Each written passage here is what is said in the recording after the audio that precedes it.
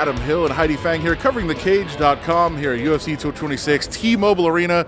An unbelievable night in the heavyweight division. There was one fight we thought was going to be insane. Turned out to be a total dud. The other fight, lots of fireworks. Daniel Cormier becomes just the second fighter in UFC history behind Conor McGregor to hold two belts simultaneously. The light heavyweight champion moves up to heavyweight, knocks out Stipe Miocic in the first round. Incredible night.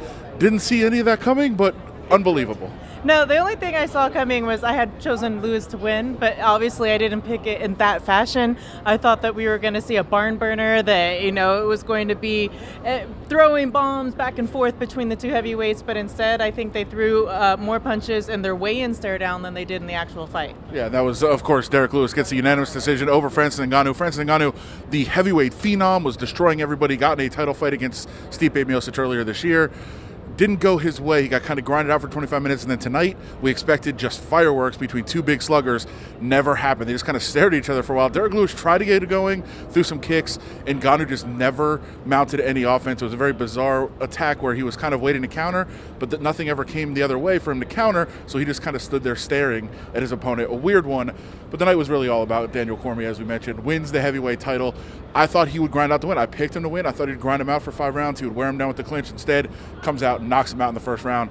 What a finish. Yeah, that was stunning. I wasn't really expecting that either, especially because when you think of Daniel Cormier, it's been years since he's fought at heavyweight. He's been at 205 for a while, and I thought with Stipe's reign that he had at heavyweight and the way that his technical boxing is, that he would be able to use that to his advantage against Daniel Cormier. But instead, Cormier comes out and is the one boxing it out for the win. It was impressive. It was really something I wasn't expecting at all. And for Cormier, it's such a crowning moment for his career, especially at the age that he is and how he said he's wanted to walk away.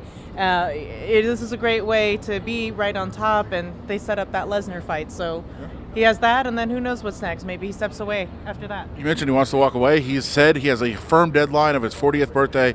That would be next March. So he's got maybe 2 big fights to come. Maybe he drops down, defends the light heavyweight title. Brock Lesnar, as you mentioned, comes in the cage at the end. They set up a heavyweight title fight, Cormier versus Lesnar, a big money fight, a great showdown. Brock Lesnar can't fight until he serves a 6-month suspension, which we think is starting this week.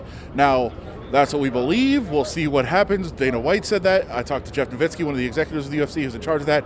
He told me the same thing. 6 months is the hands-down drop-dead deadline. They have to serve 6 months, which would start now. So we'll see how that works out. They say it can't happen until at least January. Cormier indicated maybe March.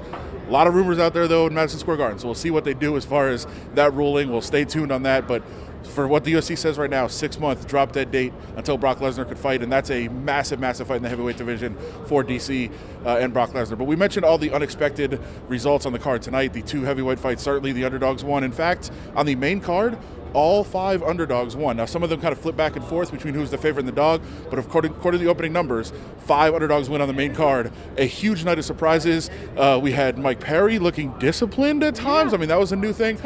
What else? Anything else jump out on the card to you? There was a couple of, you mentioned he beats Felder there. Costa with a great win early on the preliminary card as well. A very fascinating card here tonight. Yeah, and Dan Hooker was another standout for me. I thought that he had very impressive performance, and he said to the media in the back after that win that it was time for New Zealand to get put on the map, and that he was going to be one of them to do it. So I also was impressed with his win on the early preliminary card. Yeah, former lightweight champion Anthony Pettis gets a win over Michael Chiesa. That was an impressive win as well. Looks like his old self. So a crazy night, as we said, 5 underdogs winning on the main card. Daniel Cormier knocks off Stipe Miocic, the longest reigning heavyweight champion in history, setting up a fight against Brock Lesnar. Lots of great storylines. Get them all, coveringthecage.com. Go check that out. And thanks for sticking with us. Crazy international fight week. 2 fight cards. Palms last night, this one tonight. Both with incredible main events that lead us into things in the future. Israel Adesanya last night was awesome. He's got some big fights on the horizon, maybe against Paulo Costa, who won tonight and stayed undefeated. And we'll stay tuned for that and keep it locked. Coveringthecage.com. Follow us as well at Heidi Fang, at Adam Hill LVRJ. We'll talk to you guys again real soon.